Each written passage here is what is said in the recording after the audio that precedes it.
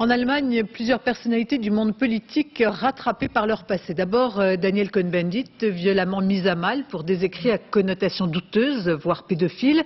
Un texte à resituer dans les années 68, celle de la contestation et de la provocation, explique aujourd'hui Cohn-Bendit qui récuse toutes ces accusations. Reste que d'autres figures emblématiques de la politique allemande sont mises en cause, en la personne notamment du ministre des Affaires étrangères, Joschka Fischer. Est-il question de manipulation ou de volonté de déstabiliser ceux qui sont au pouvoir ou proches du pouvoir aujourd'hui? Élément de réponse avec Patrice Romden. Icône 68arde, Daniel Cohn-Bendit ne s'est pas contenté d'écrire sur la sexualité et les enfants.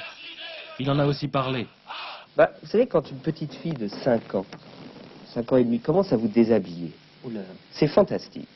C'est fantastique parce que c'est un jeu absolument érotico-maniaque. Des propos intenables, dit aujourd'hui Daniel Cohn-Bendit, qui 25 ans après se défend d'être passé à l'acte.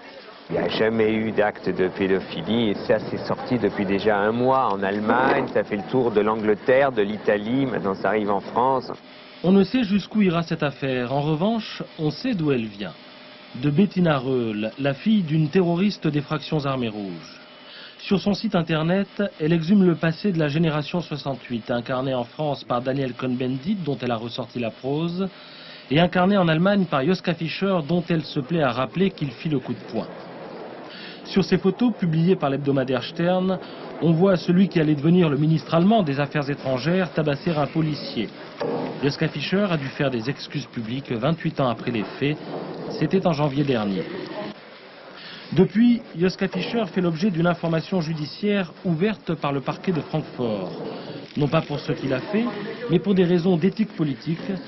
La justice allemande le soupçonne de faux témoignages dans le cadre du procès de l'ex-terroriste Hans-Joachim Klein. Il n'est pas sûr que la simultanéité de toutes ces révélations soit une coïncidence. Mais il n'est pas sûr non plus qu'en Allemagne comme en France, les héros des années gauchistes puissent faire l'économie d'un examen critique de leur passé.